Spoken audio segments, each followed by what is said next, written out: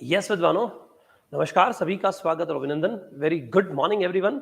चलिए साहब बढ़ते हैं आगे। हम चर्चा कर रहे हैं कॉम्पिटिटिव मैथमेटिक्स की इस क्लास के अंदर, जिसमें हम मॉडर्न अलजेब्रा देख रहे हैं। ठीक है साहब, और मॉडर्न अलजेब्रा में भी स्पेशली हम देख रहे हैं ग्रुप थ्योरी। ठीक है, जिसमें कि हमने दो तीन टॉपिक को मिक्स करके एक चैप्टर जो है हम पढ़ रहे हैं, जिसका नाम है ग्रुप्स, सब groups and cyclic groups. Right, तो इन तीनों की हम चर्चा कर रहे हैं। प्रॉपर्टीज की हम बात कर चुके हैं डिटेल में। मैं आपको लगभग टॉपिक जो है वो समझा चुका हूं, और आखिरी क्लास में हम डाइहाइड्रल ग्रुप पढ़ने वाले थे। ठीक है साहब, तो आज की क्लास हम डाइहाइड्रल ग्रुप से स्टार्ट करेंगे। राइट, कि ये डाइहाइड्रल ग्रुप भला क्या है। ठीक है, इसको जल्दी से समझ लीजिए। देखिए साहब, डाइहाइड्रल ग्रुप या डीएन का मतलब क्या है। For any positive integer N, a group DN generated by two elements A and B satisfying the relationship, जो कि इस रिलेशनशिप को सेटिस्फाई करता हो, उसे हम nth डाइहाइड्रल ग्रुप कहते हैं। Is the this G is the relational definition of dihedral group DN. मतलब कोई दो एलिमेंट से ये पूरा ग्रुप जनरेट होता है, मतलब साइक्लिक कभी नहीं होता है ना। दो एलिमेंट से जनरेट होगा, एक की पावर n लगाने पर आइडेंटिटी आएगा और दूसरे की पावर 2 लगाने पर आइडेंटिटी आएगा, और B A B inverse is equal to A inverse होता है। अगर इस डेफिनेशन को कोई ग्रुप सेटिस्फाई कर जाए, जैसे A4 आइडेंटिटी और B स्क्वायर आइडेंटिटी हो, और इस डेफिनेशन को सेटिस्फाई करे, तो वो क्या हो जाएगा, जो है D4 यानी कि 8 ऑर्डर का एक ग्रुप हो जाएगा। अभी हम दिखाते हैं उसको भी आगे। A group of symmetries of regular n sided polygon is called dihedral group of degree n of order 2n sorry n degree का 2n ऑर्डर का डाइहाइड्रल ग्रुप होता है, and it is denoted by dn। dn का order 2n होता है। dn जो है उसका ऑर्डर कितना होगा, 2n। And the elements of dn consist of n rotations and n reflections. इसमें n रोटेशन होते हैं, n रिफ्लेक्शन होते हैं। इसको डाइहाइड्रल ग्रुप कहते हैं dn, और इसकी ये रिलेशनल डेफिनेशन है, किसी एलिमेंट की पावर n आइडेंटिटी हो और उस दूसरे एलिमेंट की पावर 2 जो है आइडेंटिटी हो, और वो इस प्रॉपर्टी को सेटिस्फाई करे, तो उसे हम क्या कहते हैं, क्या कहते हैं, डाइहाइड्रल ग्रुप कहते हैं। राइट, अब ध्यान से समझिए एग्जांपल्स ऑफ डाइहाइड्रल ग्रुप। हम कुछ एग्जांपल्स की बात करते हैं, ठीक है, तो ध्यान से समझिए, कुछ बता देता हूं, 3-4। तो group of symmetries of a line segment, एक लाइन सेगमेंट की ग्रुप ऑफ सिमेट्री, उसको D1 कहते हैं। एक लाइन सेगमेंट की सिमेट्री को D1 बोलते हैं। इसमें D1 है तो 1 रोटेशन 1 रिफ्लेक्शन होगा। तो 1 रिफ्लेक्शन, तो अगर हम बात करें यहां पर, तो गौर से देखिए साहब, रोटेशन तो क्या किया, R0 मतलब कुछ भी रोटेट किया ही नहीं। ठीक है साहब, इसको रोटेट किया ही नहीं।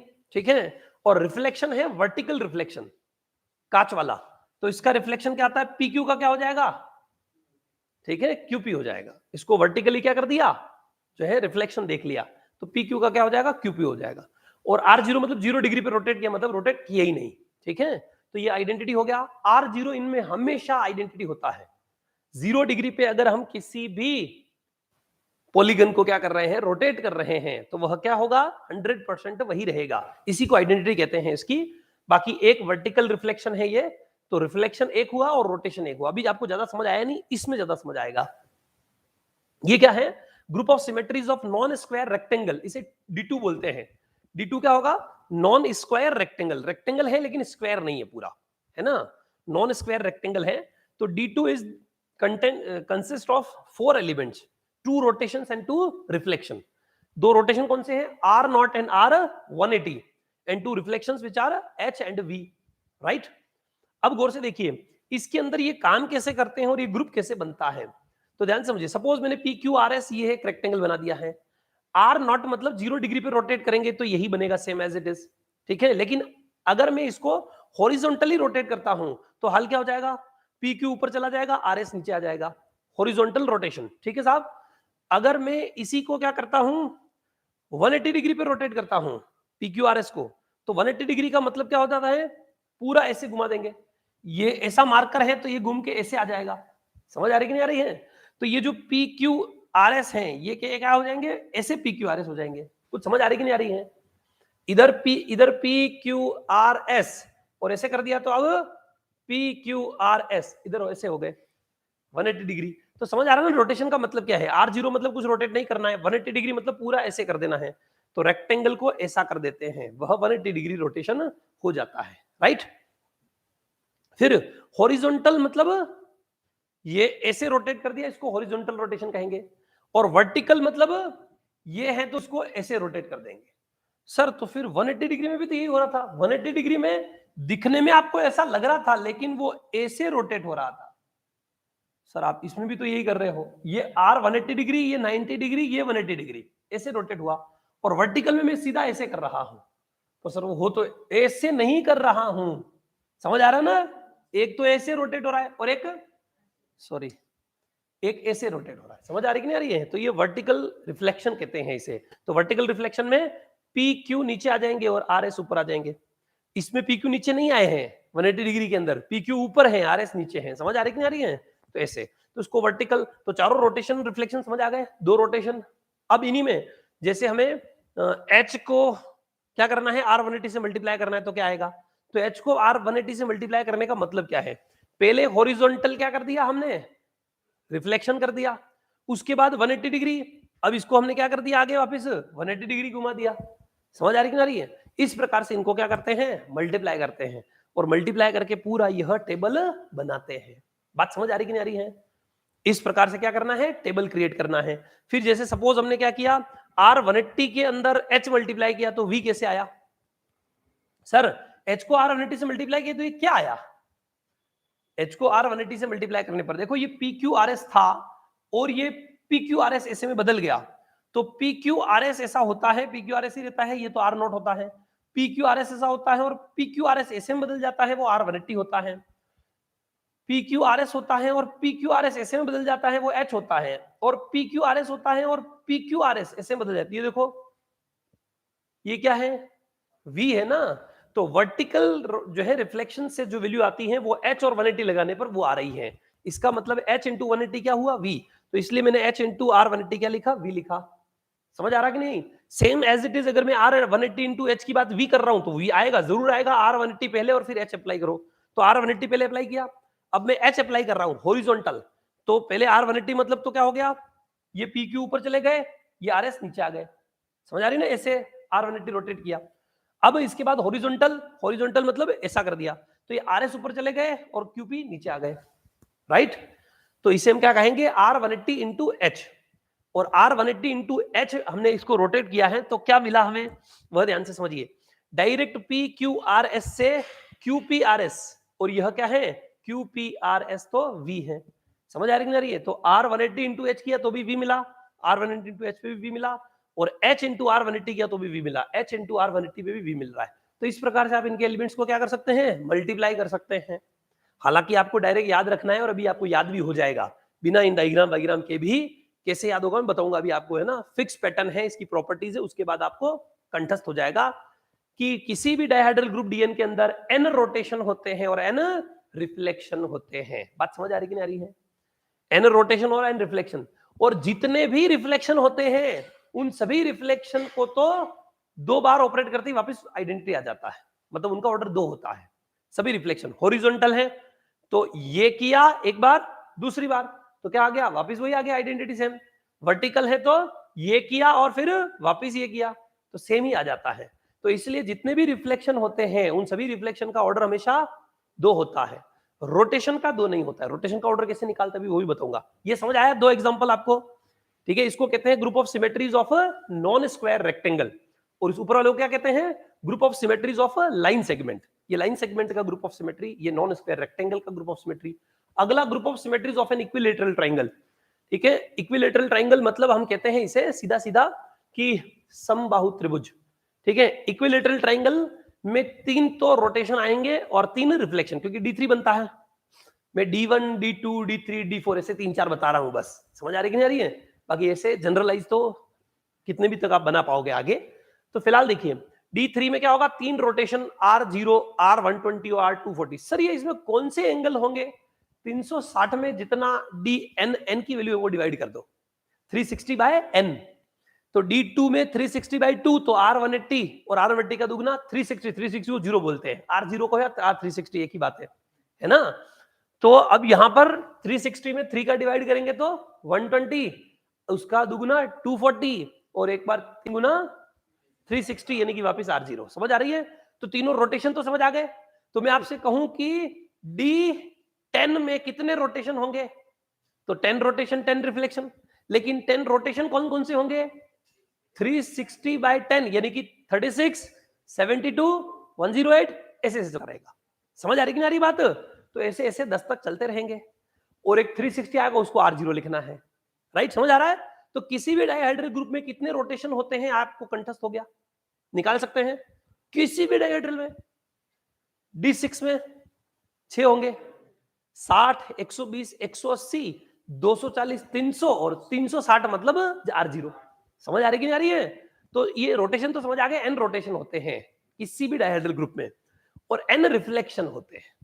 अब n रिफ्लेक्शन हम उनको RL1, RL2, RL3 ऐसे ऐसे बोल देते हैं, या फिर पर्टिकुलर, यहां तो मैं L1, L2, L3 के अलोंग कर रहा हूं इसलिए बता रहा हूं, दो तीनों बता रहा हूं, बाकी फिर आपको ऐसे रिफ्लेक्शन चित्र बना बना के देखने की जरूरत नहीं है, फिर आप जनरलाइज कर लेंगे बस एक दो एग्जांपल के बाद। यहां R 120, पहले तो 120 डिग्री, तो 120 डिग्री कैसे रोटेट करते हैं ध्यान से समझिए। ये एक इक्विलेटरल ट्राइंगल है, गौर से समझना। सपोज ये एक इक्विलेटरल ट्राइंगल है, तो हम क्या जानते हैं ये एंगल कितना होगा? 60 डिग्री होगा कि नहीं? तो अगर मैं इस इक्विलेटरल ट्राइंगल को ऐसे घुमा दूं, सपोज इसका नाम 1 2 3 दे दो, तो ऐसे घुमाया तो ये 1 3 2 हो गया। समझ आ रहा है मैंने किया क्या है? इस 3 को पकड़ के यहां ले गया मैं, तो इसको इतना घुमाया तो ये क्या बना?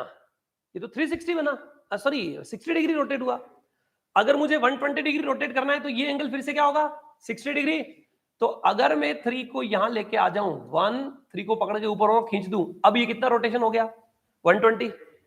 कुछ समझ आ रहा है कि नहीं आ रहा है? तो अल्टीमेटली इसमें हुआ क्या? ये ट्राइंगल इसी जगह पर 3 इधर चला गया, 1 नीचे आ गया, 2 इधर चला गया, ऐसे ही तो हुआ है। समझ आ रही कि नहीं आ रही है? एंटी क्लॉकवाइज डायरेक्शन में एक एक शिफ्ट हो जाता है, उसे R120 कहते हैं। क्यों कहते हैं समझ आ रहा है? पहले 60 डिग्री और फिर 60 डिग्री करते ही अपना ऐसा हो गया। तो एंटी क्लॉकवाइज डायरेक्शन में क्या हो जाएगा? एक शिफ्ट। एक शिफ्ट मतलब L1 इधर आ जाएगा, L2 ऊपर चला जाएगा और L3 इधर आ जाएगा, तो इसको R120 कहते हैं। क्या आपको बात समझ आ रही है? क्या बात समझ आ रही कि नहीं आ रही है? इसे हम क्या कहते हैं? R120। R240 इसका मतलब दो शिफ्ट कर दो, तो L1 यहां से यहां आ जाएगा, L2 यहां से यहां आ जाएगा, L3 यहां से यहां पहुंच जाएगा। या तो दो बार एंटी क्लॉकवाइज शिफ्ट करो या फिर ओनली एक बार क्लॉकवाइज शिफ्ट कर दो। एक बार क्लॉकवाइज शिफ्ट करेंगे, L1 इधर, L2 इधर, L3 इधर, ये ऐसा, तो भी R समझ आ रहा है ना? R240 का मतलब, और R360 मतलब तो R0 ही होता है, तो R0 का तो कोई सेम ही रहेगा, तो उसका तो मतलब नहीं है ना। अब RL1 समझो, RL1 क्या है?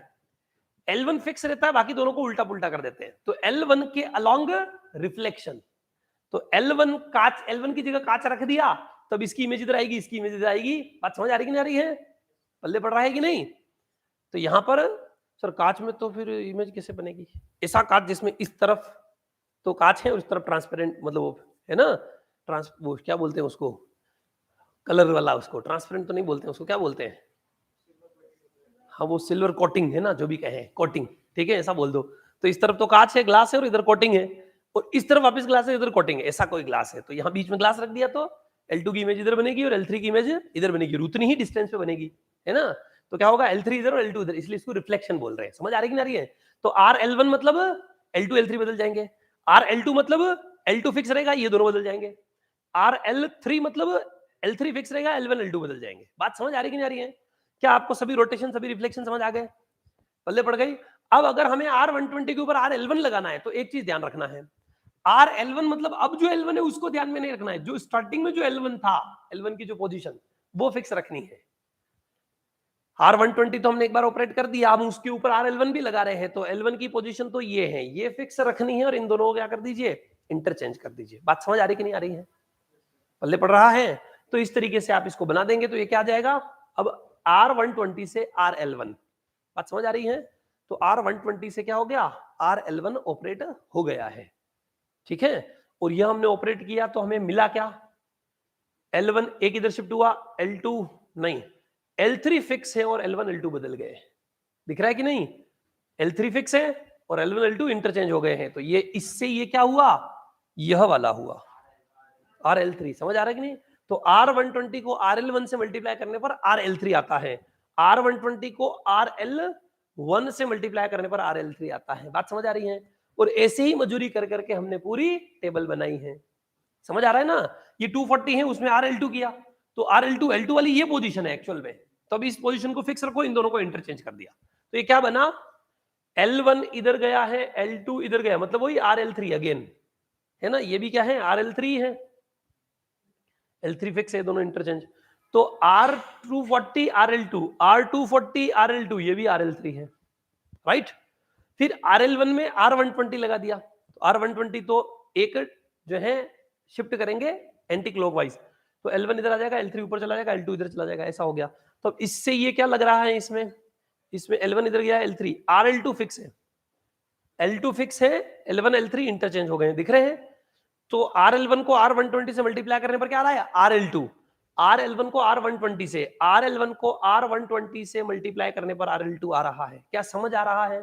ऐसे ही बाकी सब बना लेंगे और पूरी टेबल क्रिएट कर लेंगे समझने के लिए। बाकी एग्जाम में आपको कोई टेबल वेबल बनानी नहीं है, यूनिक इसका क्वेश्चन आया चलो पहले टेबल बनाते हैं, ऐसा नहीं करना है, ये सिर्फ नॉलेज के लिए आपको कि कैसे एक ग्रुप बन रहा है। बात समझ आ रही है? तो इस तरीके से आपका क्या बनता है, group of symmetries of an equilateral triangle, right. यह आपका इक्विलेटरल ट्राइंगल का ग्रुप बन जाएगा, ये लिखा रहने दो समझने के लिए, है ना। बात समझ आ रही है? इस तरीके से हम क्या करते हैं, group of symmetries of triangle बनाते हैं, इक्विलेटरल ट्राइंगल। अगला आता है group of symmetries of a square, पहले था नॉन स्क्वायर रेक्टेंगल, अब D4 किसे कहते हैं, group of symmetries of square, इसको D4 कहते हैं। मैंने 8 ऑर्डर के ग्रुप में, अप टू आइसोमॉर्फिज्म जब बताया था तब मैंने 8 ऑर्डर के ग्रुप में आपको ये समझाया था ना, 8 ऑर्डर के ग्रुप में मैंने क्या बताया था, D4, क्या क्या ग्रुप बताए थे, मार साहब क्या पढ़ाया था, कब पढ़ाया था, क्या पूछा आपने, हमें तो यही पता नहीं चला। मैंने पूछा अप टू आइसोमॉर्फिज्म की कथा जब मैंने करी थी, मैंने 1 से लेके 11 ऑर्डर तक के सारे ग्रुप बताए थे, उसमें मैंने आपको 8 ऑर्डर के 5 ग्रुप बताए थे। कौन कौन से बताए थे?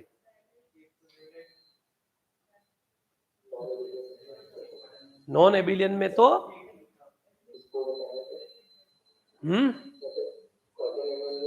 क्वाटर्नियन ग्रुप Q8 और डाइहाइड्रल ग्रुप D4 है ना।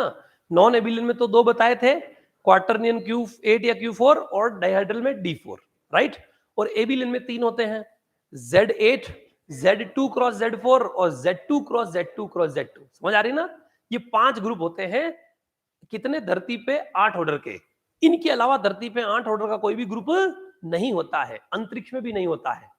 8 ऑर्डर का ग्रुप ही ये 5 ही है। अप टू आइसोमॉर्फिज्म मतलब समझ रहे हैं, ग्रुप तो इनफाइनाइट होते हैं लेकिन वो इन 5 कैटेगरी के होंगे, इसके अलावा और कोई कैटेगरी है ही नहीं, समझ आ रही है। तो ये ग्रुप D4 है, एक अलग कैटेगरी रखता है, पूरी अपनी आपकी एक कैटेगरी है, समझ आ रही है ना D4। तो अपने आप में एक महान जो है ग्रुप है, डाइहाइड्रल ग्रुप, पढ़ना जरूरी है तो आपको आगे समस्या नहीं आएगी।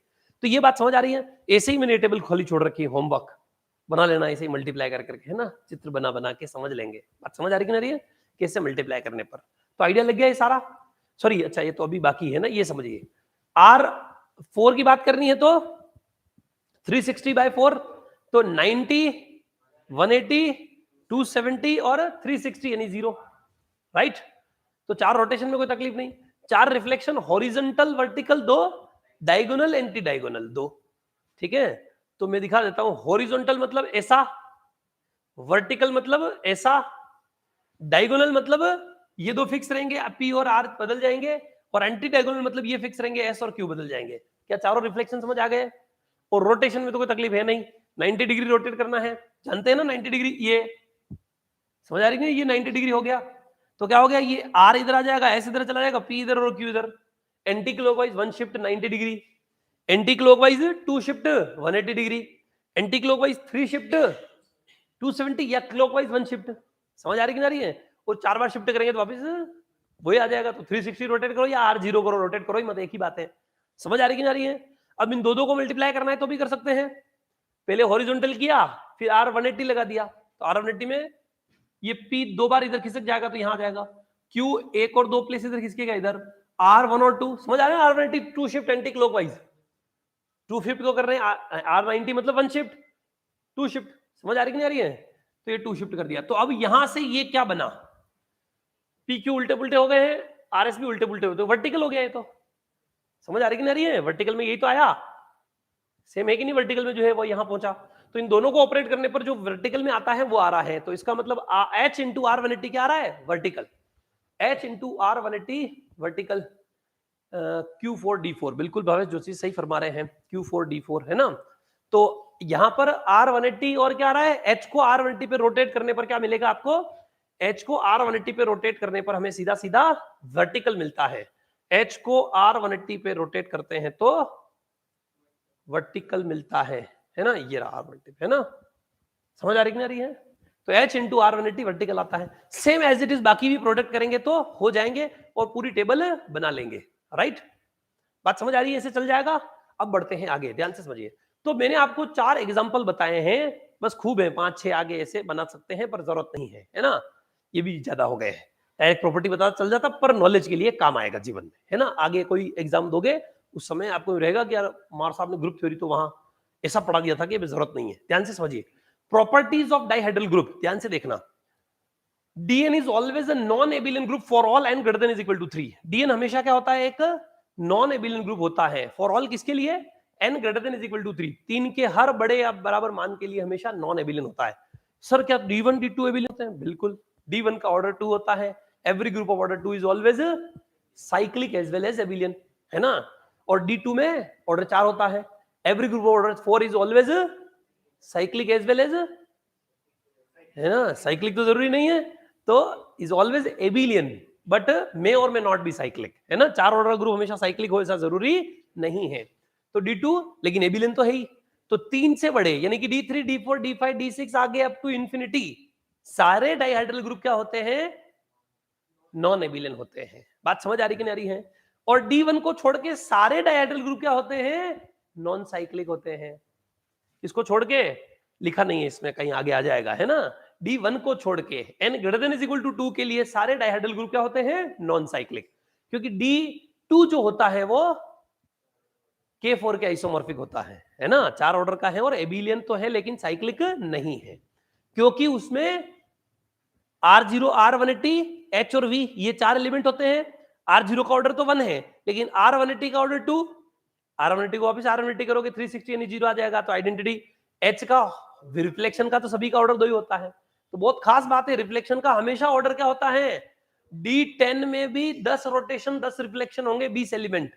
उनमें रोटेशन का ऑर्डर निकालना तो आसान है, उसी की पावर करते जाओ, 360 के मल्टीपल में आना चाहिए। और रिफ्लेक्शन का ऑर्डर 2 होता है। तो डाइहाइड्रल वो ग्रुप है जो पहली बात तो नॉन एबिलियन है और उसके सभी एलिमेंट का ऑर्डर हमें पता है। समझ आ रही कि नहीं आ रही? ऐसा ग्रुप जिसके सभी एलिमेंट का ऑर्डर चुटकी बजा के निकल जाता है और नॉन एबिलियन है, तो बहुत अच्छा ग्रुप है। जिसने बनाया शानदार बनाया। बाकी नॉन एबिलियन ग्रुप बड़े उलझे हुए होते हैं, उलझलूल होते हैं।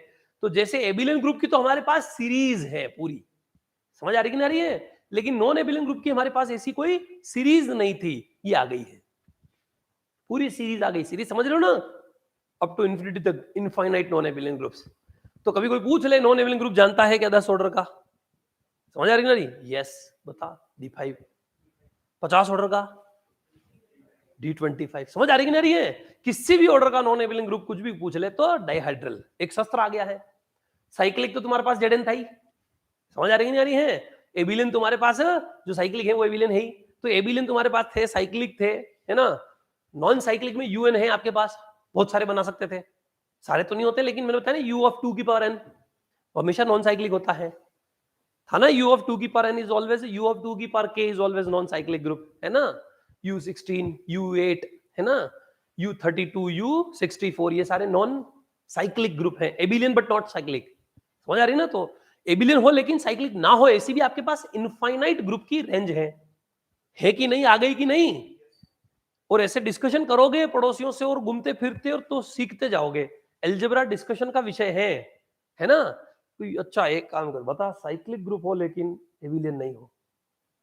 समझ आ रही कि नहीं आ रही है? वो ये गंज है इसमें, तो बोल बता गंज है। तो फिर वो सोचेगा थोड़ी देर, तो क्या पाएगा? धरती पे ऐसा होता ही नहीं है, साइक्लिक हो लेकिन नॉन एबिलियन, ऐसा तो हो ही नहीं सकता, है ना। Every cyclic group is always एबिलियन, right? समझ आ रही है? तो एक एक चीज जो है वो, क्योंकि ये ध्यान मांगती है, ये विषय ऐसा है जो ध्यान मांगता है। ऐसे ही यूनिक सवाल है ना, आप करते जा रहे हो, आपका ध्यान कहीं है, एफएस से बैठे हो फिर भी इंटीग्रेशन सॉल्व हो जाता है। कई बार आप हो एफएस पे फिर भी इसको सेक थीटा को टी मान लो, टेन थीटा को टी मान लो, है ना, इसको ये पुट कर लो। पुट करने के बाद फिर चल रहा है, वो हाथ कर रहा है, माइंड की जरूरत ही नहीं है, वो हाथ की भी इतनी प्रैक्टिस हो गई है कि हाथ, यहाँ ऐसा नहीं चलता है, यहाँ वो प्रैक्टिस का काम। ठीक है, कोई क्लोजर प्रॉपर्टी कर रहे हो, एसोसिएटिव कर रहे हो, लिख रहे हो, सब्जेक्टिव पेपर तो होता नहीं, ऑब्जेक्टिव है, तो आपको क्या करना पड़ेगा, ध्यान चाहता है ना, बहुत सारे फॉर्मूले, बहुत सारी प्रॉपर्टीज होती है। The number of elements of order 2 in dihedral group D N, दो ऑर्डर के कितने एलिमेंट होते हैं, तो ध्यान से समझना, रिफ्लेक्शन तो सारे दो ऑर्डर के ही होते हैं, रोटेशन में एक ही एलिमेंट होता है दो ऑर्डर का, R180, बाकी किसी भी रोटेशन को दो बार ऑपरेट करते ही 360 बनेगा ही नहीं, तो एक ही एलिमेंट, और R180 सिर्फ D2, D4, D6, D8 इनमें ही होता है, बाकी में R180 कभी आएगा ही नहीं। समझ आ रही कि नहीं आ रही है? तो इसलिए इवन है अगर तो रिफ्लेक्शन की संख्या n+1 हो जाती है, लेकिन अगर मतलब दो ऑर्डर के एलिमेंट की संख्या, लेकिन अगर ऑड है n तो रोटेशन की, सॉरी, दो ऑर्डर के एलिमेंट्स की संख्या ओनली n रहती है। बात समझ आ रही कि नहीं आ रही है? If n is odd then number of elements of order 2, दो ऑर्डर के एलिमेंट n होंगे, और अगर n क्या है इवन तो नंबर ऑफ एलिमेंट्स क्या होंगे n+1। समझ आ रहा है? n तो रिफ्लेक्शन और एक R180। समझ आ रही कि नहीं आ रही बात? और R180 किसमें होता है, जब n इवन हो, D2, D4, D6 इसमें। समझ आएगा? सेकंड प्रॉपर्टी समझ आ गया। Third, the order of every reflection in any dihedral group is always 2। किसी भी रिफ्लेक्शन का ऑर्डर डायहेड्रल ग्रुप में क्या होता है, दो ही होता है। फिर अगला, the number of elements of any order k not equal to 2 and k divides n in any dihedral group dn is equal to 5k। तो सारे कितने एलिमेंट्स होते हैं किस ऑर्डर के, वो भी पता चल गए। दो ऑर्डर के इतने होते हैं वो तो ऊपर पता चल ही चुका है। उसके अलावा जो भी n को डिवाइड करेंगे उस ऑर्डर के, इसके पास कितने एलिमेंट्स होते हैं, 5k होते हैं। ठीक है, यहां पर इसके जितने भी रोटेशंस हैं उन रोटेशंस का अलग से सेट बना लिया जाए तो वो इसका हमेशा एक सब ग्रुप आता है और साइक्लिक सब ग्रुप आता है। सारे रोटेशन D2 के सारे रोटेशन कौन कौन से हैं, R0, R180, इनका सेट बनाओगे साइक्लिक ग्रुप आएगा, सब ग्रुप, साइक्लिक सब ग्रुप, उस ग्रुप का सब ग्रुप भी होगा और साइक्लिक भी होगा। D3 के सारे रोटेशन कौन कौन से हैं, R0, R120, R240, इन तीनों का सेट भी साइक्लिक ग्रुप बनाता है। D4 के रोटेशन कौन कौन से हैं, R0, R90, R180, R270, इन चारों का ग्रुप भी साइक्लिक सब ग्रुप बनाता है। और साइक्लिक ग्रुप में तो k ऑर्डर के, अगर k n को डिवाइड कर रहा है तो कितने एलिमेंट्स होते हैं, किसी भी साइक्लिक ग्रुप में k ऑर्डर के एलिमेंट्स की संख्या 5k होती है। बात समझ आ रही कि नहीं आ रही है? इसी पे आपके अभी पिछले टेस्ट में क्वेश्चन भी आया था। सर कहां आया था, number of generators of a cyclic group of order 9। बात समझ आ रही ना? तो साइक्लिक ग्रुप के जनरेटर पूछे, इसका मतलब क्या हुआ, 9 ऑर्डर के एलिमेंट्स पूछना चाह रहे हैं वो। तो 9 ऑर्डर के कितने एलिमेंट्स होते हैं, तो 5 9 और 5 9 6 होता है। बात समझ आ रही कि नहीं आ रही है? तो ऐसे आपको खूब क्वेश्चंस मिलते रहेंगे आगे आगे जीवन में। तो अभी फिलहाल असाइनमेंट्स भी आपको दे रखे हैं, उनमें भी बहुत सारे क्वेश्चंस हैं।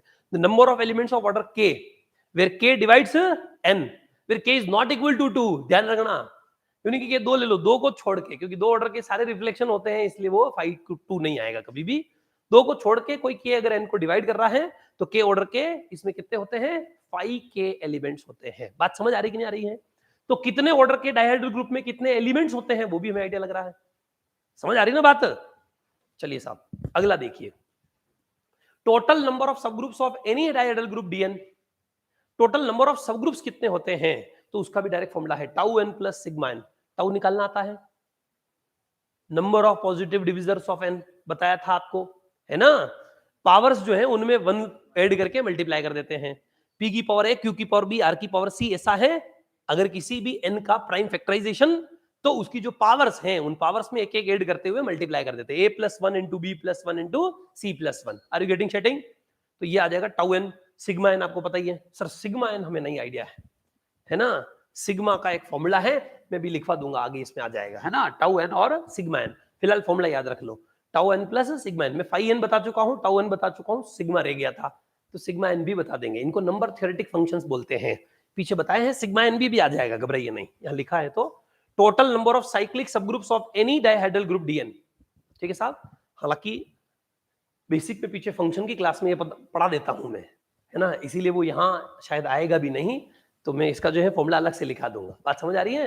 में, क्योंकि अब आपका कोर्स जो है वो इतना वाइड भी नहीं है रेंज में, तो बाकी जेम का कोर्स होता है उसमें सेट से स्टार्ट करना पड़ता है, चाहे सिलेबस में हो ना हो, यही मान के चला जाता है कि गधे हैं, इनको कुछ आ नहीं रहा, या फिर आता भी नहीं है, या फिर आता भी हो तो भी बेसिक से ही चलो, ताकि इनको सब कुछ पता रहे। तो पहले सेट, फिर रिलेशन, फिर फंक्शन, पूरा नंबर थ्योरेटिक फंक्शन तक पूरा पता के फिर ग्रुप थ्योरी स्टार्ट किया जाता है। ठीक है, क्यों? क्योंकि वहां पर, यहाँ पर बीच बीच में जो भी बातें मुझे पता चल रही है कि यार ये बात पीछे की है और यह रह गई है, तो वो मैं बीच बीच में लिखते जा रहा हूँ, है ना, साथ साथ में बताते जा रहा हूँ, तो बीच में आ गई सिग्मा एन में अभी बता दूंगा आपको। फिलहाल देखिए, total number of cyclic subgroups of any dihedral group D N. तो देखो एन तो कौन कौन से, आइडेंटिटी पहला रिफ्लेक्शन, आइडेंटिटी दूसरा रिफ्लेक्शन, आइडेंटिटी तीसरा रिफ्लेक्शन, सारे रिफ्लेक्शन का ऑर्डर 2 है, उन सभी को आइडेंटिटी के साथ लिख दो, तो दो दो ऑर्डर के एन सब ग्रुप तो बन जाएंगे, वो सारे साइक्लिक। और ये टाउ एन क्या है, जो रोटेशन से जो ग्रुप बन रहा है उसके सारे सब ग्रुप्स की संख्या, तो वो टाउ एन होती है, पॉजिटिव डिविजर्स ऑफ एन, वो क्योंकि वो साइक्लिक सब ग्रुप होता है, तो इस वजह से टाउ एन प्लस एन होती है टोटल नंबर ऑफ साइक्लिक सब ग्रुप्स। और टोटल नंबर ऑफ सब ग्रुप्स कैसे भी हो, सारे सब ग्रुप्स की संख्या इतनी होती है और साइक्लिक सब ग्रुप्स की संख्या इतनी होती है। बात समझ आ रही कि नहीं आ रही है? ठीक है, जैसे आपके सामने यहां पर D2 R0 R180 HV and it's सब ग्रुप्स R, और इसके सब ग्रुप्स हमने कौन से लिख दिए, ये हमारा D2 है, तो इसके सब ग्रुप्स कौन कौन से होंगे, तो ध्यान से समझिए। अगर हम फॉर्मूले से देखें तो टाउ टू तो क्या होता है 2+1 यानी 2 आएगा ओनली। सिग्मा 3 होता क्या है सर, एक्चुअल में सिग्मा 3 का मतलब क्या है, sum of all the positive divisors, जितने भी उस संख्या के पॉजिटिव डिविजर्स हैं उन सभी का योग। तो एक्चुअल में 2 है, 2 के पॉजिटिव डिविजर्स कौन कौन से हैं, 1 और 2, तो 1 और 2 का सम कितना होगा, 3 होगा, इसलिए सिग्मा 2 3 आएगा। डायरेक्ट तो समझ में आ ही गया है ना, फिर फॉर्मूला भी लिखवा दूंगा। बात समझ आ रही है कि sigma n that is the sum of all the positive divisors of n, और tau n is the number of positive divisors of n. N के कितने पॉजिटिव डिविजर्स हैं, वो टाउ एन, और एन के जो पॉजिटिव डिविजर्स हैं उनका सम करें तो वो क्या है, sigma N. Are you getting setting? कुछ बात समझ आ रही कि नहीं आ रही है? चलिए आगे बढ़ते हैं, तो ध्यान समझिए, total number of subgroups tau N plus sigma N, तो क्या हो जाएगा 2 + 3 = 5। और बात करें टोटल नंबर ऑफ साइक्लिक सब ग्रुप्स, तो साइक्लिक सब ग्रुप्स की संख्या कितनी होगी, तो टाउ एन प्लस एन, तो टाउ 2 यानी कि 2 + 2 यानी कि 4, तो साइक्लिक सब ग्रुप 4 होंगे और टोटल सब ग्रुप 5 होंगे। अभी दिखाते हैं, ध्यान से समझिए। आर नॉट 1 ऑर्डर का ग्रुप साइक्लिक सब ग्रुप ही होता है, 2 ऑर्डर का ग्रुप साइक्लिक, ये भी 2 ऑर्डर का, ये भी 2 ऑर्डर का साइक्लिक, और एक खुद D2 है, तो D2 खुद नॉन साइक्लिक है, तो एक नॉन साइक्लिक बाकी 4 साइक्लिक। बात समझ आ रही कि नहीं आ रही है? तो फॉर्मूले से भी आइडिया लग रहा है, एग्जांपल से भी समझ आ गया है, ये सभी इसके क्या है, सब ग्रुप है, राइट? लग रहा है, आइडिया लग रहा है? अब ध्यान से समझिए, स्क्रीनशॉट एंड में दिला दूंगा क्लास के, तब आप लिख लीजिएगा इन सारी बातों को। अगला ध्यान से समझिए, D3 देन इट्स सब ग्रुप्स आर, इसके सब ग्रुप्स कौन कौन से होते हैं, 6 इसके सब ग्रुप्स होते हैं। क्यों? टाउ 3 प्लस सिग्मा 3, टाउ 3 3 की पावर 1 में 1 ऐड कर देंगे तो 2, प्लस सिग्मा 3 के पॉजिटिव डिविजर्स 2 ही होते हैं, 1 और 3, और 1 और 3 का सम 4, तो 2 + 4 दैट इज 6, राइट? अब गौर से देखिए, टोटल नंबर ऑफ साइक्लिक सब ग्रुप्स, तो टाउ एन प्लस एन, तो टाउ 3 2 + 3 यानी कि 5, तो 6 में से 5 तो साइक्लिक होंगे, तो कौन कौन से साइक्लिक हैं, सभी साइक्लिक है D6 को छोड़ के, ठीक है, D3 को छोड़ के, खुद को छोड़ के बाकी सभी 1 ऑर्डर का, ये 3 ऑर्डर का, ये 2 2 2, तो 1 2 3 ऑर्डर के तो सारे ग्रुप साइक्लिक ही होते हैं। समझ आ रही कि नहीं आ रही है? तो ये इसके क्या आ गए, सब ग्रुप्स आ गए। बात समझ आ रही है यहां से? ऐसा। फिर टोटल नंबर ऑफ सब ग्रुप्स की बात करें तो 6 होंगे, टोटल नंबर ऑफ साइक्लिक सब ग्रुप्स 5 होंगे, कौन कौन से, स्टार्टिंग से 1 से लेके 5 तक, और छठा वाला जो है वो नॉन साइक्लिक है। D4 ये ले ले, देन इट्स सब ग्रुप्स आर, D4 के सारे सब group, H1 R0 H2 this, H3 सारे rotation, H4 2 order, H5 2 order, H6 H7 H8 H9 और H10, इसके 10 सब ग्रुप होते हैं फॉर्मूले से। टाउ 4 मतलब 2 की पावर 2, तो उस 2 में एक और 1 जुड़ जाएगा पावर में, तो 2 + 1 3, और सिग्मा 4 के पॉजिटिव डिविजर्स 1 2 और 4, तो 4 + 2 6 + 1 7, तो 7 + 3 10, टोटल 10 सब ग्रुप्स होंगे। Number of cyclic subgroups, tau 4 + 4 के पॉजिटिव डिविजर्स 3 होते हैं, प्लस 4 क्या हो जाएगा 7, तो 7 साइक्लिक ग्रुप्स हैं। इसमें से कौन कौन से साइक्लिक है, कौन कौन से नहीं है, तो वह ध्यान से समझिए। H1 से लेकर H7 तक सारे साइक्लिक हैं, 1 साइक्लिक 2 साइक्लिक, ये भी साइक्लिक ही है, सारे रोटेशन का सेट जो है वो साइक्लिक सब ग्रुप बनाता है। 2 ऑर्डर 2 ऑर्डर 2 ऑर्डर, और 2 ऑर्डर, तो H7 तक सारे 2 ऑर्डर के हैं या फिर 4 ऑर्डर का भी है तो वो साइक्लिक वाला है। समझ आ रही? तो H7 तक सारे साइक्लिक हैं। H8 non cyclic. Why H8 is non cyclic? 2 order 2 order 2 order, इन तीनों एलिमेंट का ऑर्डर 2 है तो एक्लाइन 4 ग्रुप का आइसोमॉर्फिक हो गया, नॉन साइक्लिक है ना। इसमें भी 2 ऑर्डर 2 ऑर्डर 2 ऑर्डर, सभी रिफ्लेक्शन का ऑर्डर तो 2 होता है और रोटेशन R180 का ऑर्डर 2 है। समझ आ रही कि नहीं आ रही है? 2 ऑर्डर का किसी भी ग्रुप के पास एक से ज्यादा एलिमेंट आते ही वह ग्रुप नॉन साइक्लिक हो जाता है, क्योंकि साइक्लिक ग्रुप में 2 ऑर्डर का एक ही एलिमेंट होता है। बात समझ आ रही कि नहीं आ रही है? अगर कोई ग्रुप है और उसके पास 2 ऑर्डर का एक से ज्यादा एलिमेंट हो तो डेफिनेटली वो ग्रुप क्या हो जाएगा? नॉन साइक्लिक, क्योंकि साइक्लिक ग्रुप के पास 2 ऑर्डर का ओनली एक ही एलिमेंट होता है। Are you getting setting? Next देखिए साहब, और D4 D10 तो आपका D4 है ही है ना, H10 मतलब D4। बात समझ आ रही है? नंबर ऑफ सब groups, number of cyclic groups समझ आ गया? कोई पूछ ले तो फॉर्मूला लगा देना है, ज्यादा बड़ा तो पूछेंगे नहीं, छोटा मोटा पूछ ले। जैसे मैं आपसे पूछ लूं 10 तक के लिए भी कि जो है D10, बात ध्यान से समझना, D10 के टोटल कितने सब ग्रुप्स होते हैं और D10 के टोटल कितने साइक्लिक सब ग्रुप्स होते हैं? बताइए। टाउ 10 प्लस सिग्मा 10, टाउ 10 क्या होता है? 2 इंटू 5, 2 इंटू 5 पावर 1 1, पावर 1 1 नहीं, 1 प्लस 1, 1 प्लस 1 तो क्या आ जाएगा? 2 इंटू 2 4। टोटल नंबर ऑफ सब ग्रुप्स में टाउ 4 तो टाउ 10 तो 4 आ रहा है, और पॉजिटिव डिविजर्स का सम सिग्मा 10 क्या होगा? तो 1 2 5 10 का सम, तो 15 और 3 18। समझ आ रही कि नहीं आ रही है? तो कितना हुआ? 4 प्लस 18 22। तो D10 के टोटल नंबर ऑफ सब ग्रुप 22 है, लेकिन साइक्लिक सब ग्रुप कितने होंगे? Tau n plus n, tau 4 plus 4। समझ आ रही कि नहीं आ रही है? टाउ 4 भी 4 और 4, तो 22 में से ओनली 8 जो है वह क्या है? साइक्लिक सब ग्रुप है। किसके? हाँ जी, 4 प्लस 10 14 किसके? हाँ n n लेना है, 10 लेना है ना, 10 प्लस 4 है ना, 4 नहीं लेना है। डी टाउ ऑफ 10 प्लस 10 लेना है, हम टाउ ऑफ 4 प्लस 4 ले रहे हैं, है ना। Tau of 10 plus 10, right. तो टाउ ऑफ 10 यानी कि 4 और प्लस 10 यानी कि 14। तो 22 में से 14 जो सब ग्रुप्स है वो साइक्लिक होंगे, और 22 क्या है? Total number of subgroups. Are you getting? बात समझ आ रही है? तो किसी भी डायगोनल ग्रुप में कितने नंबर ऑफ सब ग्रुप्स है पता चल जाएगा, कितने number of cyclic subgroups हैं वो भी आइडिया लग जाएगा। Let G be a finite group of order 2p। G कोई 2p ऑर्डर का फाइनाइट ग्रुप है, where P being a prime number, जहां P कोई क्या है? प्राइम नंबर है। Then G is either cyclic और डाइहेड्रल ग्रुप। तो G क्या होगा? या तो साइक्लिक होगा या फिर डाइहेड्रल ग्रुप। पता है ना 2p ऑर्डर का, या तो Z 2p के आइसोमॉर्फिक होता है 2p ऑर्डर का ग्रुप, या फिर dp के आइसोमॉर्फिक होता है। मार साहब ये किस दिन बताया था? ये देखो, तुम भूल जाते हो, मुझे याद है ना। 2p ऑर्डर का ग्रुप या तो Z 2p के आइसोमॉर्फिक होगा या फिर dp के आइसोमॉर्फिक होता है 2p ऑर्डर का। इसी वजह से तो समझ आ रहा है, 2p पहला प्राइम नंबर 2 होता है, तो 2 इंटू 2 यानी 4, तो 4 ऑर्डर ग्रुप या तो Z2p के या फिर dp के यानी d2 के। फिर अगला 2 इंटू 3 6, तो 6 ऑर्डर या तो Z 2 इंटू 3 के यानी 6 के या फिर d3 के। फिर अगला होता है 2 इंटू 5 10, तो 10 ऑर्डर ग्रुप या तो Z10 के या फिर D5 के। फिर अगला 2 इंटू 7 14, लेकिन हमने लिखा नहीं है, या तो 14 ऑर्डर का या तो क्या होगा? दो ही ग्रुप होते हैं 14 ऑर्डर के, या तो क्या होगा? D Z14 के या फिर D7 के। आइसोमॉर्फिक होंगे 14 ऑर्डर के ग्रुप्स। Are you getting? तो 2p ऑर्डर के ग्रुप क्या होते हैं? हमेशा या तो Z2p के आइसोमॉर्फिक होते हैं या फिर विद्वानों D2p के आइसोमॉर्फिक होते हैं। Are you getting? बात समझ आ रही है क्या? पल्ले पड़ रहा है ना? ठीक है, ये हमने सारे इसके एग्जांपल्स देख लिए हैं, अब ध्यान से समझिए। ठीक है, a finite group of order 2p is either isomorphic to Z2p or isomorphic to dp। तो ऊपर लिखा उसको थोड़ा अलग स्टाइल में लिख दिया है। ठीक है, where p is a prime number, right. या तो Z2p के आइसोमॉर्फिक या फिर dp के आइसोमॉर्फिक होता है।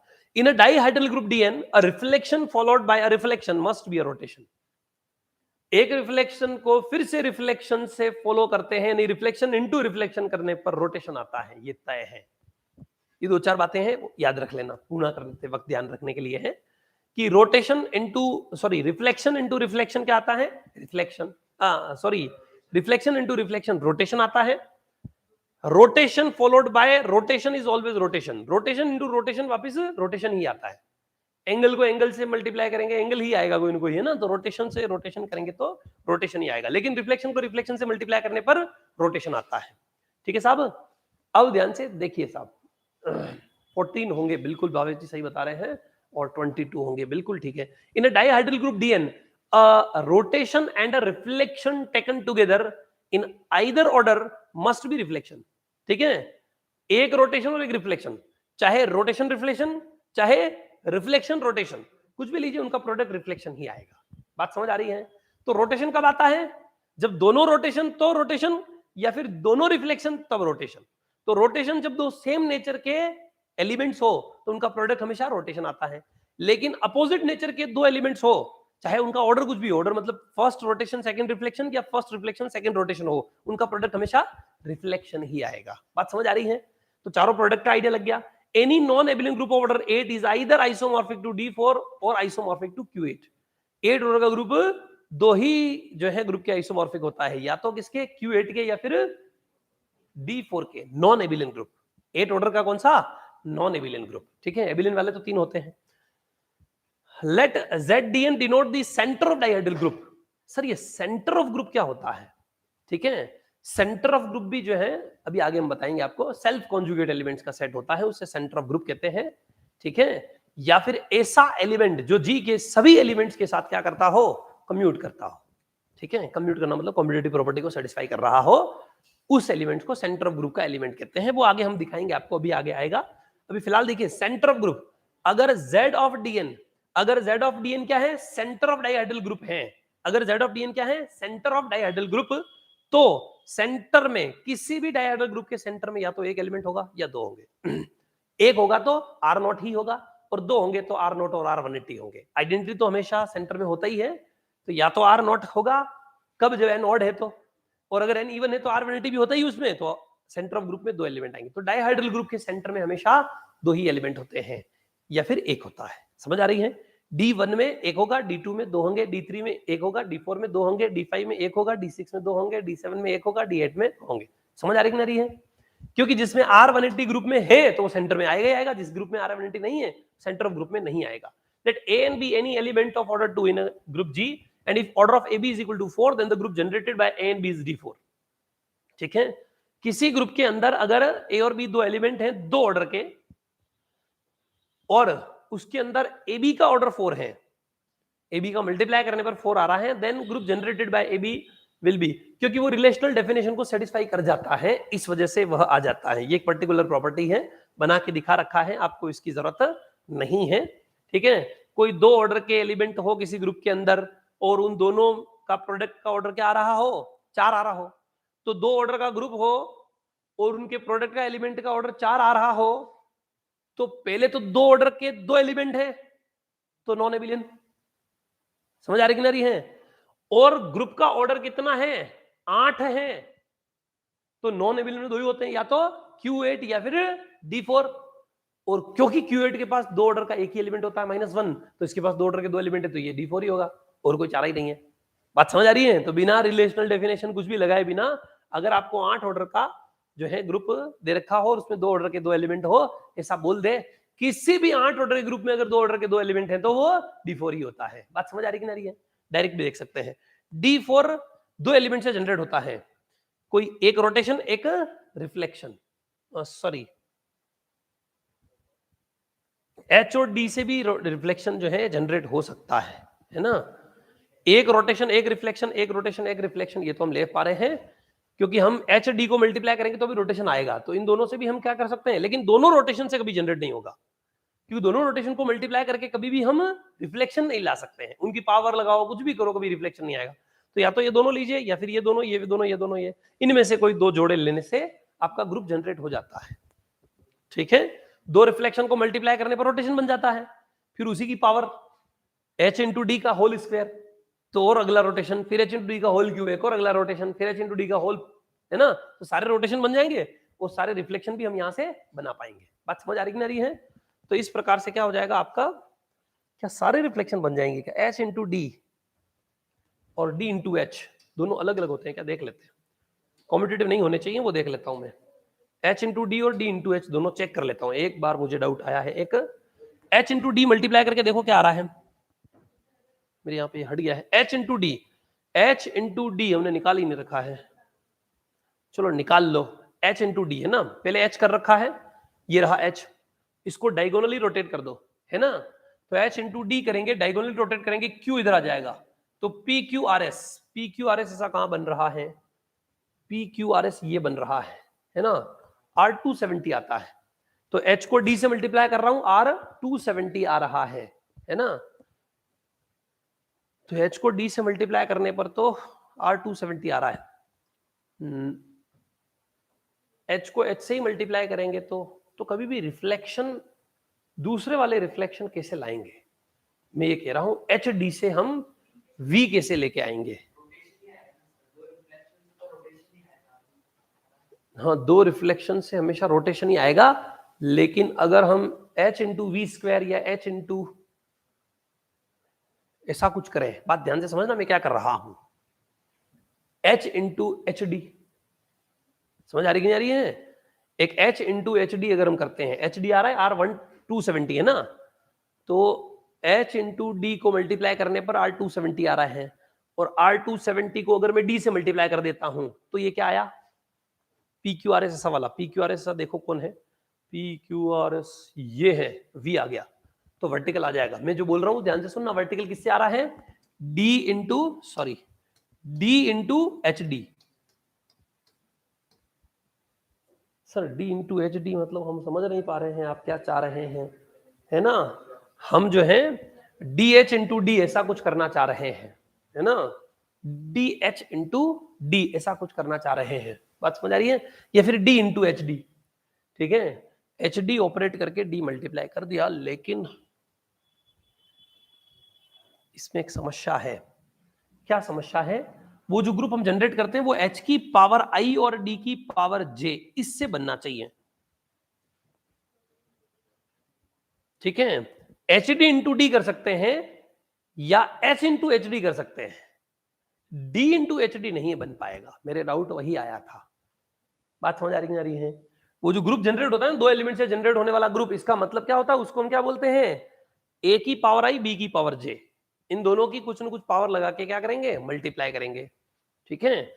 ये एच डी इंटू डी ऐसा हम नहीं कर सकते हैं, क्योंकि एच डी अलग एलिमेंट हो जाएगा। एच स्क्वायर डी ऐसा लिख सकते हैं, तो वो एच स्क्वायर डी को अलजेब्रा में क्या लिखते हैं? एच इंटू एच डी लिखते हैं, या फिर एच इंटू डी स्क्वायर लिख सकते हैं, तो उसको एच डी इंटू डी लिख सकते हैं। बात समझ आ रही ना मैं क्या बोल रहा हूं? पल्ले पड़ रहा है कि नहीं? तो ये जो दोनों रोटेशन है ना, ये वाले आप एक बार और क्रॉस चेक करेंगे, और मैं फिलहाल हटा रहा हूं, इनसे जनरेट नहीं होगा ग्रुप, ठीक है साहब? इनसे जनरेट नहीं होगा, यह जनरेट नहीं कर पाएंगे। दो जो रोटेशन है ना, एक रोटेशन और एक रिफ्लेक्शन चाहिए होता है, ये जनरेट नहीं कर पाएंगे। हालांकि आप चेक कर लेना, पर फिर भी नहीं कर पाएंगे, मुझे जो है गवारा नहीं लग रहा है। एक रोटेशन एक रिफ्लेक्शन में कोई तकलीफ नहीं है, इनसे बन जाएंगे। हम जो लिखते हैं ना, दो एलिमेंट से जनरेट होने वाला ग्रुप, तो आपने इसकी डेफिनेशन में भी देखा होगा, रिलेशनल डेफिनेशन, जनरल डेफिनेशन। कोई भी दो एलिमेंट से जनरेट होने वाला ग्रुप होता है तो उसको हम लिखते कैसे हैं? तो उसको लिखने का तरीका हमारा ये होता है, क्या होता है? A की पावर I इंटू बी की पावर J, यानी कि अब आप एच स्क्वायर डी लिख सकते हो या एच डी स्क्वायर लिख सकते हो, तो उससे तो एच डी इंटू डी आएगा, या फिर एच इंटू एच डी आएगा। बात समझ आ रही नहीं आ रही है? और एसोसिएटिव होता है तो एच इंटू एच डी को एच स्क्वायर इंटू डी लिख सकते हैं, समझ आ रही नहीं है? और H square into D, H square तो आइडेंटिटी होता है, आइडेंटिटी इंटू डी, डी आएगा वो तो। और एच डी स्क्वायर करूंगा तो D square identity into H, तो वही आएगा, समझ आ रही ना? तो अकेले दो रिफ्लेक्शन से पूरा ये ग्रुप जनरेट नहीं हो पाएगा, एक रोटेशन एक रिफ्लेक्शन की जरूरत है। सर एक रोटेशन एक रिफ्लेक्शन से कैसे बन पाएगा, वो भी दिखाता हूं, ध्यान से समझिए। अगर मैंने क्या ले लिया, एक रोटेशन एक रिफ्लेक्शन, गौर से देखिए, एक रोटेशन एक रिफ्लेक्शन, अब इन्हीं की पावर लगाने से सारा बन जाएगा। गौर से देखिए, जैसे हम एक तो हॉरिजॉन्टल तो आ ही रहा है, ठीक है, और R90 की ही पावर, इसका स्क्वायर करते रहो, और इसकी पावर 1 से R90, 2 से R जो है 180, 3 से R270 और 4 से R0, तो चार रोटेशन तो बना दिए। अब हमें क्या चाहिए? रिफ्लेक्शन। तो R90 इंटू एच, फिर हम क्या कर सकते हैं R90 का स्क्वायर इंटू एच, R90 का क्यूब इंटू एच, R90 की पावर 4 इंटू, तो इस प्रकार से हम क्या करेंगे, सारे रिफ्लेक्शन भी बना पाएंगे।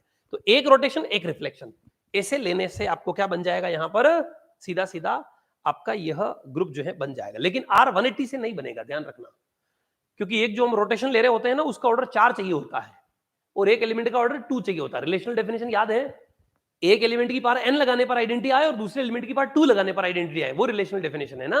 तो एक 4 ऑर्डर का एलिमेंट चाहिए और एक 2 ऑर्डर का एलिमेंट चाहिए। बात समझ आ रही कि नहीं आ रही है? या फिर ऊपर यही बोल रखा है कि एक 2 ऑर्डर का हो और दूसरा भी 2 ऑर्डर का हो, लेकिन उनके प्रोडक्ट का ऑर्डर क्या आ जाए, 4 आ जाए। बात समझ आ रही कि नहीं आ रही है? तो if AB is equal to 4 then the group generated by AB is D4, ठीक है। A का ऑर्डर इसीलिए बोल रखा है कि HD से भी ग्रुप जनरेट हो जाएगा, ये ऊपर इन्होंने इसीलिए बताया। और फिर HD से कैसे जनरेट कराया है वह भी देख लेते हैं, ठीक है। HD से कैसे जनरेट कराया है वो ऊपर लिख भी रखा है, अपन कहाँ ढूंढने गए, पर उससे पहले यहाँ ऊपर लिखा हुआ है कि देखिए अगर HD का क्यूब करेंगे तो R90 आ जाएगा, HD के स्क्वायर से R180, ये ठीक है, लेकिन H बना दिया और V कैसे बनाया, तो ये V H into H D square, क्या बात है, H into H D square, तो एच डी स्क्वायर गलत है ये, है ना, ये है ना, गलत है। H into H D square H की पावर आई D की पावर J जैसा नहीं लिख सकते हैं, H into H D square को H की पावर आई D की पावर J जैसा नहीं लिख सकते हैं, ये गलत है, क्योंकि H D into H D आएगा ये तो, और H D into H D आ रहा है तो, क्योंकि एच डी अपने आप में एक नया तीसरा एलिमेंट है, सिर्फ हमें ए और बी की पावर का मल्टीप्लीकेशन ही चाहिए, समझ रहे, ए की पावर आई बी की पावर जे, एच की पावर आई और बी की पावर जे, ऐसा। तो इस प्रॉपर्टी में कुछ जोल है, आप ढूंढ के लेके आइएगा क्या जोल है, या फिर मेरे को याद दिलाना, फिर हम देखेंगे। ये प्रॉपर्टी में कुछ जोल है, इसमें सीधा सीधा ए और B element of order 2 in a group G, if order of A B is 4, A B का ऑर्डर 4 हो तो एच और डी का प्रोडक्ट आर 270 आ रहा है, तो इन दोनों से ग्रुप जनरेट हो जाएगा, ये ऐसा बोल रहे हैं। Then the group generated by AB is D4, ऐसा तो कैसे हो? हाँ जी, हटवा दी थी ना, हाँ, तो ये जो है इसमें डिफरेंस है ना, ये जो है गलत है बात, एक 4 ऑर्डर का और एक 2 ऑर्डर का हमें जरूरत है ही है ना, इसको हटा दीजिए, ये फालतू की बात है, ये नहीं है, 2 ऑर्डर और 2 ऑर्डर के एलिमेंट से जनरेट नहीं हो पाएगा, आप यही रखिए बात समझ। इसकी जगह आप ये लिख सकते हैं कि एक, मैं इसको थोड़ा चेंज कर देता हूं, है ना, इसी को चेंज कर देते हैं, ध्यान से समझिए। If A and B any element of order B any element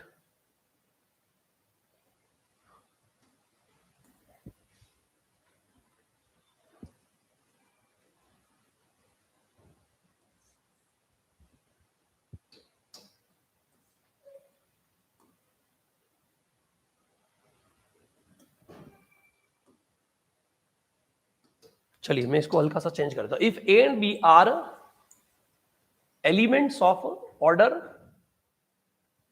2 and 4 या 4 and 2 कुछ भी लिखिए, 2 and 4 रेस्पेक्टिवली,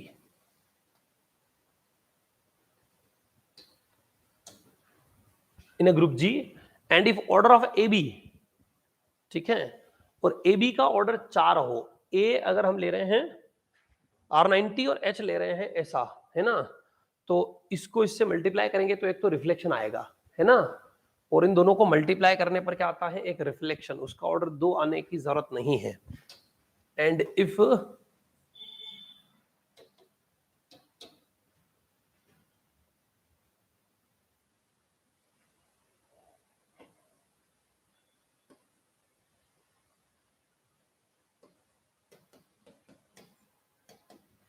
ऐसा हो, then the group generated by A and B is D4।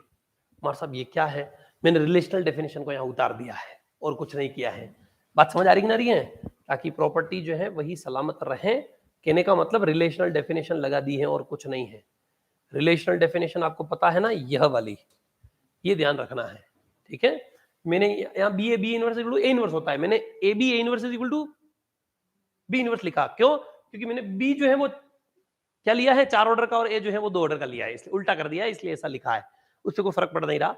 अगर एन ऑर्डर का एलिमेंट हो और 2 ऑर्डर का एलिमेंट हो और इस डेफिनेशन को सेटिस्फाई करे तो ही वो क्या करेगा, उन दोनों एलिमेंट से ग्रुप जनरेट करेगा। यही शाश्वत सत्य है और यही आपको ध्यान में रखना है, और शाश्वत गुप्ता जी भी कह रहे हैं। तो चलिए साहब अब बढ़ते हैं आगे, बात समझ आ रही है तो ध्यान से समझिए।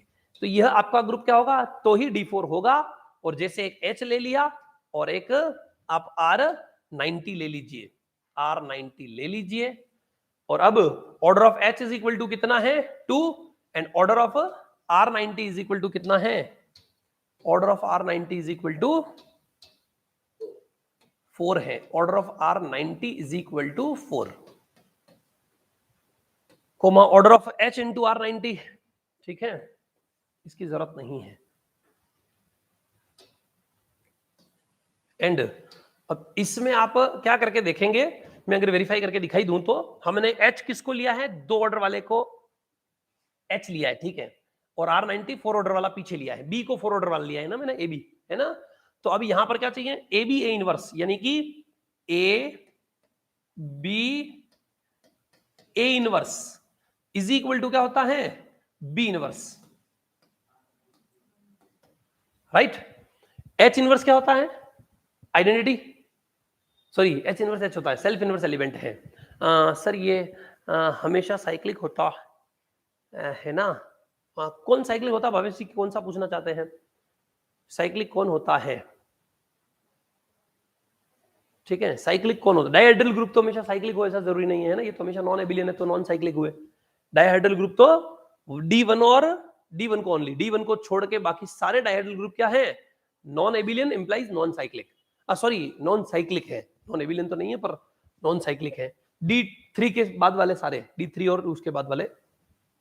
R H का इनवर्स क्या होता है, H ही होता है, और H इंटू R90, तब आपको पता है, ध्यान से समझिए, मैं डायरेक्ट देख रहा हूं, PQRS, सपोज ये PQRS है, इसमें हॉरिजॉन्टल करें सबसे पहले तो क्या हो जाएगा, PQ ऊपर चले जाएंगे, RS नीचे आ जाएंगे।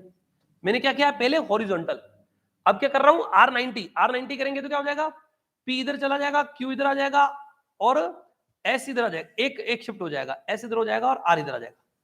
मैंने H कर लिया है पहले, फिर उसके बाद मैंने क्या कर लिया है, R90 कर लिया है, और अब मैं इसके बाद क्या कर रहा हूं, H इनवर्स H ही होता है, 2 ऑर्डर का एलिमेंट हमेशा सेल्फ इनवर्स एलिमेंट होता है। Centre of D N is always cyclic, ठीक है, सेंटर ऑफ डीएन हमेशा साइक्लिक होता है। Centre of D N is always a group, खुद भी ग्रुप होता है, जेड ऑफ डीएन, क्योंकि जेड ऑफ डीएन का ऑर्डर 1 आएगा तो 1 ऑर्डर ग्रुप साइक्लिक, और जेड ऑफ डीएन 2 आएगा तो 2 ऑर्डर का ग्रुप भी साइक्लिक। जिस भी ग्रुप का ऑर्डर 2 आता है वो हमेशा साइक्लिक होता है। हर ग्रुप का सेंटर ऑफ ग्रुप, ठीक है, हमेशा एबिलियन जरूर होता है ना, साइक्लिक हो ऐसा जरूरी नहीं है, लेकिन हर ग्रुप का सेंटर ऑफ ग्रुप एबिलियन जरूर होता है, साइक्लिक हो ऐसा जरूरी नहीं है। लेकिन डाइहेड्रल ग्रुप का सेंटर हमेशा साइक्लिक भी होता है और एबिलियन भी होता है, क्योंकि इसमें ऑर्डर या तो 1 आएगा या फिर 2 आएगा, और 1 ऑर्डर का ग्रुप हो या 2 ऑर्डर का ग्रुप हो वो हमेशा साइक्लिक ही होते हैं। 3 ऑर्डर का भी हमेशा साइक्लिक, 5 ऑर्डर का भी हमेशा, प्राइम ऑर्डर का भी हमेशा साइक्लिक। तो 5, 7, 11 ये सब साइक्लिक होते हैं। 4 जरूरी नहीं है, 6 जरूरी नहीं है, 8 जरूरी नहीं है, 10 जरूरी नहीं है, समझ आ रहा है। फिर इस पे वापस H इनवर्स को हो या H को, एक ही बात है, हॉरिजॉन्टल करेंगे तो PR ऊपर पहुंच जाएंगे, सॉरी PR तो ऊपर पहुंच जाएंगे, और यहां क्या आ जाएगा नीचे QS। R90 का इनवर्स क्या होगा, R270, वेरी गुड। तो इसके ऊपर R270 लगाइए, मैं इसके ऊपर क्या लगा रहा हूं, R270, और R270 लगाने पर ये आना चाहिए, है ना। ये आने का मतलब क्या होता है, R270 3 बार एंटी क्लॉकवाइज शिफ्ट या फिर 1 बार क्लॉकवाइज शिफ्ट, तो 1 बार क्लॉकवाइज शिफ्ट कीजिए, P ऊपर जाएगा, Q इधर आएगा, R नीचे आएगा, S पर, ये तो गड़बड़ हो रही है ना, गड़बड़ हो रही है, सेटिस्फाई तो नहीं कर रहा है, क्या गड़बड़ हुई है ना। H और R90 हम ले रहे हैं, AB A इनवर्स, है ना, हम क्या बोलते हैं, डेफिनेशन होती है ना, AB A inverse is equal to, मतलब BA B इनवर्स होती है, definition is equal to A inverse ही होता है। A इनवर्स मतलब ये बीच वाला जो होता है उसका इनवर्स, और इधर AB A इनवर्स, ऐसा है ना। हमने कुछ गड़बड़ किया है क्या, देखिए हमने सबसे पहले हॉरिजॉन्टल लगाया, चेक कर लो वापस, तो ये PQ ऊपर आ गए, PQ और SR है, यहाँ गलत किया, हॉरिजॉन्टल में गलत किया है ना अपन ने, PQ SR नीचे आएगा, है ना। फिर 180 करेंगे तो वो भी गड़बड़ हो गया है ना। 180 क्या हुआ है अब, ये R ऊपर, ये भी गलत हो जाएगा, है ना। चलिए अब ऊपर क्या हो जाएगा 190 डिग्री, तो ये हो जाएगा Q, ये P, ये आर ऊपर और ये एस नीचे, ठीक है।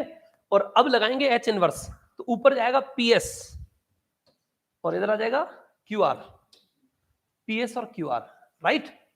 अब सेटिस्फाई हो रहा है, ठीक है। 271 शिफ्ट कर दो तो पी क्यू इधर चला आ जाएगा और एस आर इधर आ जाएगा। समझ आ रहा है ना। तो अब डेफिनेशन को सेटिस्फाई कर रहा है, इसका मतलब इसकी पावर लगाने से ये ग्रुप जनरेट होगा ही होगा। लोहे की लकीर, ये समझ आया क्या किया? A B A inverse is equal to ऐसा दिखाया मैंने आपको। और अब आप यहां से इस तरीके से मल्टीप्लाई भी कर सकते हैं और पूरा, और ये मल्टीप्लिकेशन किससे किए हैं? Group of symmetries of square, है ना, उससे हमने कर दिया है मल्टीप्लाई। अब देखिए इसमें आप पावर लगाएंगे और सारा ग्रुप बनाएंगे तो ग्रुप बन जाएगा, ठीक है। ग्रुप बनाने के लिए इन्हीं की पावर से जनरेट होता है। मैं जनरेट करके भी दिखा देता हूं, ठीक है, ताकि आपको लग जाएगा कि हाँ 2 एलिमेंट से जनरेट हो सकता है। अगली प्रॉपर्टी भी काम आएगी। एच तो एच है ना, फिर आर एच स्क्वायर कर लीजिए, तो एच स्क्वायर, चलो R90 से बना लेते पहले। R90 की पावर 1 से R90 है, ठीक है। R90 का स्क्वायर से, चलो एक तो H एक R90, 2 लिख दिए। एक R90 का स्क्वायर तो R180, एक R90 का क्यूब तो क्या आ जाएगा R270, एक R90 की पावर 4 तो R0 आ जाएगा, R0 आ गया, ठीक है। और अब हम क्या कर लेते हैं, H इंटू R90 कुछ आएगा हॉरिजॉन्टल और R90, है ना। और एक आएगा H इंटू R180 मतलब R90 का स्क्वायर, एक आएगा H इंटू R90 का क्यूब यानी कि R270। ये तीनों देख लो कि H को R90 से, R180 से और R270 से मल्टीप्लाई करने पर क्या क्या आता है, राइट। तो ये क्या क्या आता है यह हम आप यहां बता देते हैं। H को R90 से करने पर D डैश आता है, H को R180 से V आता है और H को R270 से D आता है। तो D डैश V और D आ रहा है। बात समझ आ रही कि नहीं आ रही है? पल्ले पड़ रहा है क्यों रे विद्वानों? इसको R90 से मल्टीप्लाई करने पर D डैश आता है, इसको इससे मल्टीप्लाई करने पर V आता है और इसको इससे मल्टीप्लाई करने पर D आता है। अभी देखा था हमने। तो आ गए सारे H V D D dash और R90 और सारे। समझ आ रही कि नहीं आ रही है?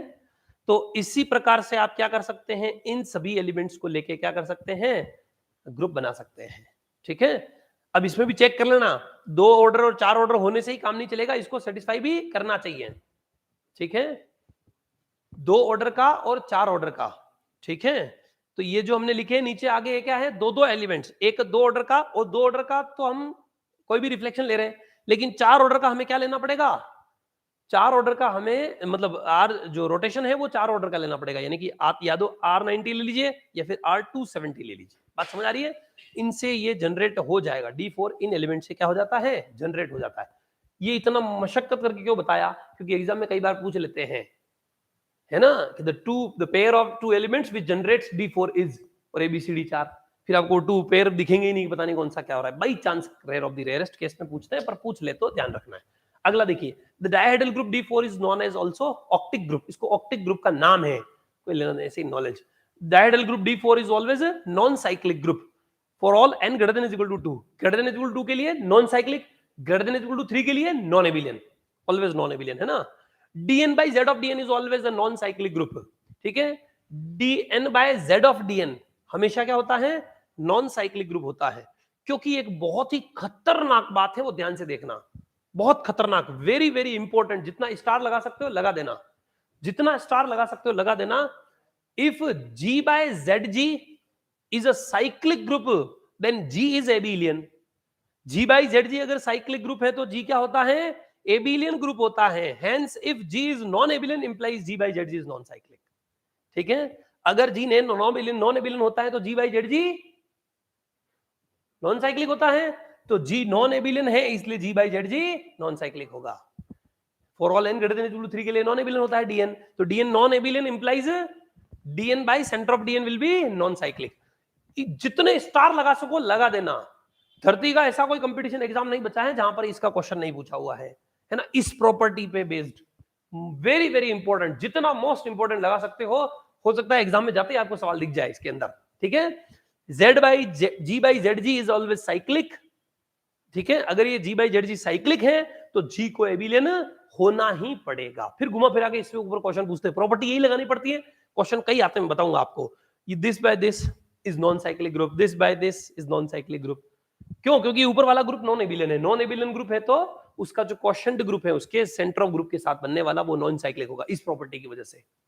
P इंप्लाइज Q तो not Q implies not P, तो G नॉन एबिलियन है तो नॉन साइक्लिक आएगा, क्योंकि G by Z G cyclic है तो G एबिलियन होता ही होता है। बात समझ आ रही है? इसका प्रूव भी है इस प्रॉपर्टी का, थ्योरम का। पर जनरल लीनियर ग्रुप यह हम नेक्स्ट क्लास में देखेंगे, आज की क्लास वैसे भी थोड़ी ज्यादा हो गई है वो एक दो प्रॉपर्टी को चेंज करने में। बात समझ आ रही है? तो इससे आगे की चर्चा हम अगली क्लास में करेंगे। स्क्रीनशॉट में दिलवा देता हूं, जितने भी विद्यार्थी हैं जिन्होंने रजिस्ट्रेशन नहीं किया है, रजिस्ट्रेशन कर लीजिए जल्द से जल्द। आर्या क्लासेस के एप्लीकेशन के अंदर आप लोगों को लेक्चर जो मिलेगा उस लेक्चर के एंड में जाके आप चाहे तो स्क्रीनशॉट भी ले सकते हैं, और पीडीएफ जैसे चैप्टर कंप्लीट होगा तो हम कोशिश करेंगे कि पीडीएफ भी उसी के अंदर अपलोड करवा दें, ताकि आप बाद में एग्जाम से जस्ट पहले क्विक रिवीजन, वैसे रजिस्टर में उतार रहे हैं तो रजिस्टर से करना है, सब कुछ अपना रजिस्टर अपने पास कोई नहीं ले जा सकता है ना, तो इसलिए नोट करो, वो बढ़िया ही है, सबसे उचित तो वही है। पर फिर भी अगर आप बाई चांस हमारी तरफ से अगर हुआ तो हम जो है पीडीएफ नोट्स भी आपको अवेलेबल करवा देंगे एप्लीकेशन के अंदर। ठीक है, बात समझ आ गई? तो चलिए आज की क्लास के स्क्रीनशॉट ले लेते हैं। डाइहाइड्रल ग्रुप एक मोस्ट इंपॉर्टेंट ग्रुप था जो कि यहां पर समाप्त होता है। शानदार ग्रुप है, इसके एग्जांपल्स, इसका स्ट्रक्चर, इसकी डेफिनेशन, इसकी सारी प्रॉपर्टीज देखते हुए कोई भी क्वेश्चन डाइहाइड्रल ग्रुप पे आएगा तो आपसे हो जाएगा, आपके लेवल तक की बात कर रहा हूं, बाकी तो धरती पे अलजेब्रा का लेवल का कोई पार ही नहीं है ना। चलिए साहब, this is first page of today's class, screenshot लीजिए जल्दी से। डन। यह आपका सेकंड पेज,